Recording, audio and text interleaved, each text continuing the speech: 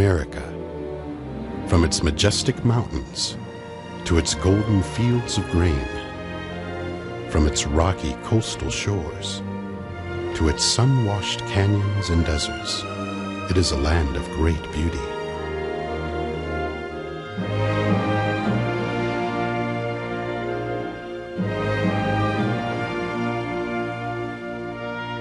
America is also a land of quaint villages, bountiful farms, and majestic cities, all with many different kinds of people, people of different colors, and customs, and foods, and music, and ways of worship.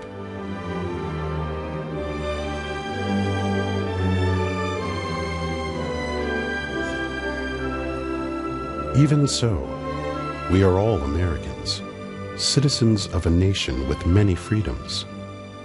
Those freedoms were won on the battlefield many years ago, and over hundreds of years have been protected by countless men and women, brave and strong. In fact, much of our country's history is the story of courageous people, individuals and groups who in many different ways have fought for, protected, and expanded our cherished ways of life. This is the story of one of them, Dr. Martin Luther King, Jr.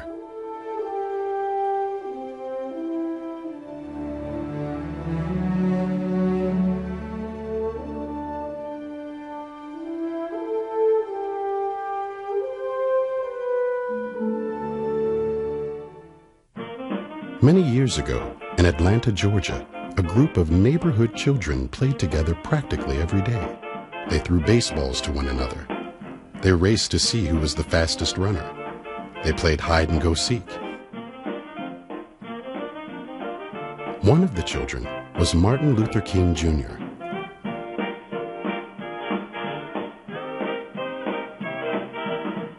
One day, something happened to Martin.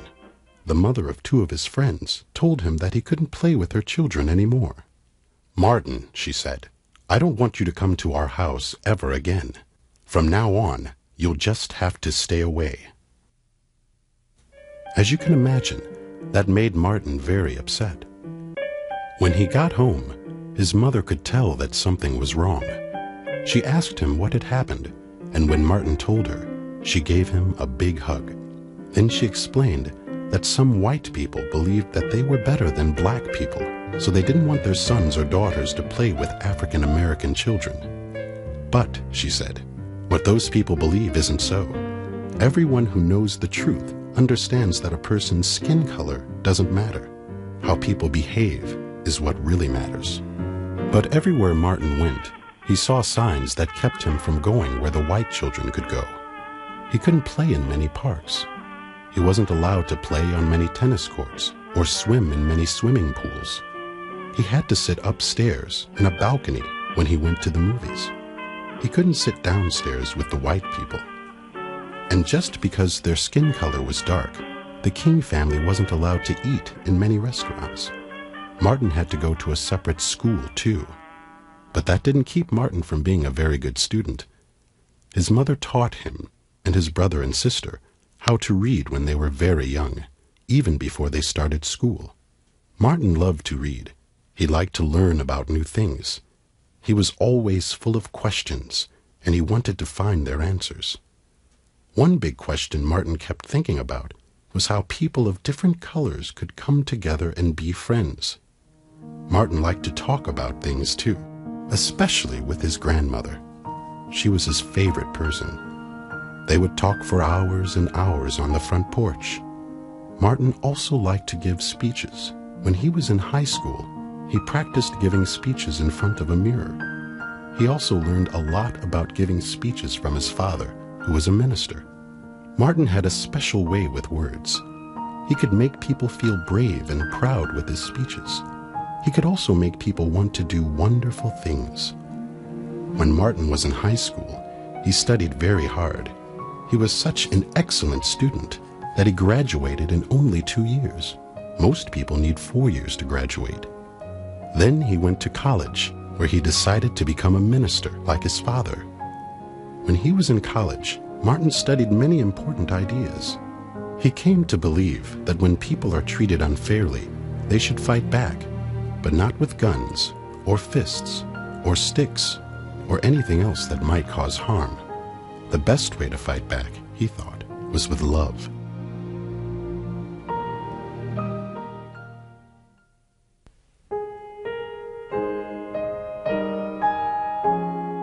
In time, Martin became a doctor of theology, a person who knows a lot about religions. So he was now Dr. Martin Luther King Jr. Dr. King's first job as a minister was at a church in Montgomery, Alabama. What happened next has been written about in many books. The story begins with a woman named Rosa Parks, who worked in a department store in Montgomery. One day, Rosa was very tired after work, so she decided to take a bus home. Usually, she walked because she didn't like to ride on the bus. You see, African Americans had to sit in the back. Only white people were allowed to sit in the front. That was the law in Montgomery. But Rosa, like many others, knew that the law was unfair.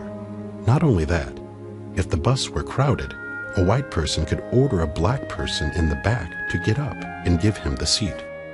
Today, that's hard for us to understand, but that's the way it was back then. As Rosa sat on the bus that day, it became very crowded. The bus driver ordered Rosa and some others in the back to stand up and let white people take their places. But Rosa was much too tired to stand. She decided she would stay seated. So Rosa was arrested and taken to jail. They said she broke a city law, and it was the law, but it was unfair. Dr. King heard about Rosa's arrest and decided to do something about the unfair law. Nobody should ride the buses, he said, until the unfair law has been changed. Although Dr. King wanted a new fair law, he didn't want anyone to get hurt, neither black people nor white people.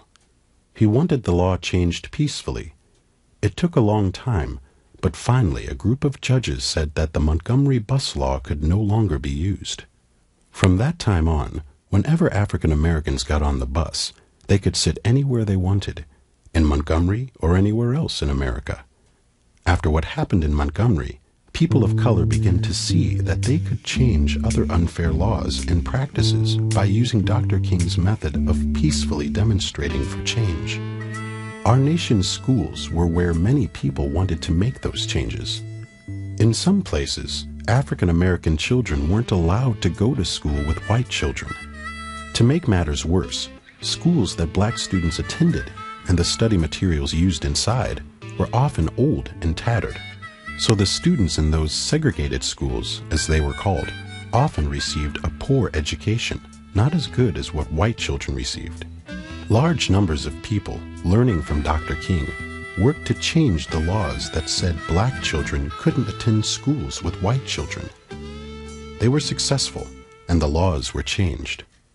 There was something else that was unfair in those days. Some restaurants refused to serve African Americans. Turned away at the door, black college students and others sat in front of restaurants to protest and to show everyone how unjustly they were treated. They, along with Dr. King, helped create new laws that said all people must be served in restaurants, regardless of their color. Dr. King also understood that African Americans wouldn't have all their freedoms until all of them were allowed to vote. That way, they could elect officials who would make sure that the laws would be fair and would be applied equally to everyone. So he planned many demonstrations for fair voting laws.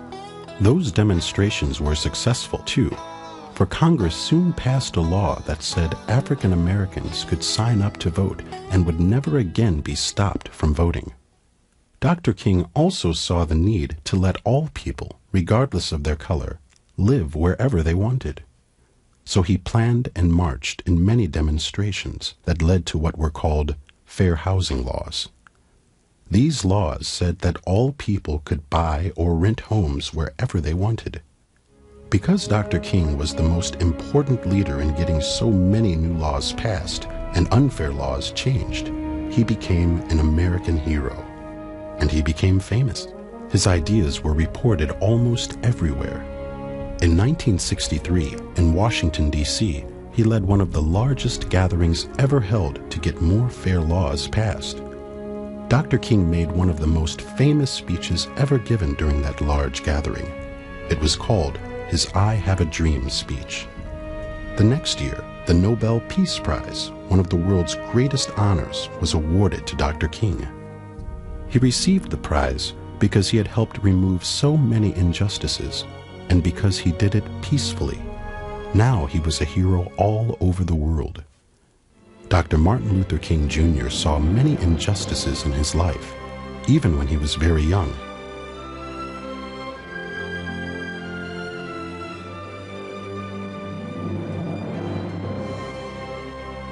But he didn't fight back with his fists, or guns, or with sticks or stones. Instead, he used his gift of speech, his intelligence, and the power of his ideas to change America and the world for the better. Because he did, he is considered by many to be a true American hero.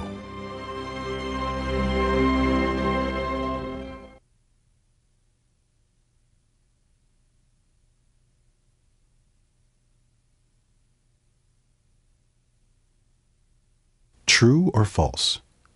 People of different colors and different religions live in our country.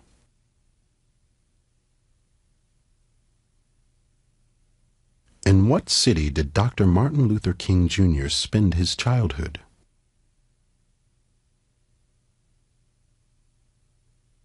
When he was a child, Martin and his family, A, could eat at any restaurant but couldn't sit downstairs in movies. B, couldn't eat in many restaurants, nor play in many parks, nor swim in many swimming pools, nor play on many tennis courts.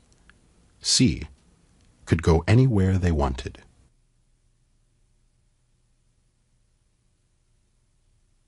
Who was Martin's favorite person when he was a child?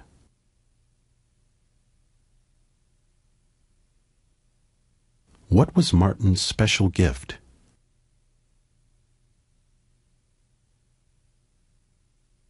What event made Dr. King famous?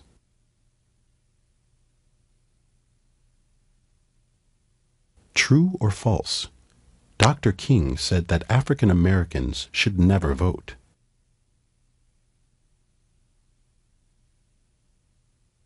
Dr. King helped African Americans, A, to vote, eat in any restaurant, go to school with white people, B, sit anywhere on buses, live wherever they wanted, C, both A and B.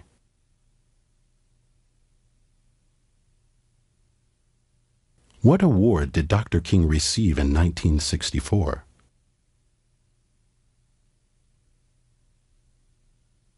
African American college students, A, threw away food to prevent restaurants from serving white people. B, sat on sidewalks in front of restaurants to show everyone they couldn't eat in those places. C, handed out flowers to everyone who went inside restaurants.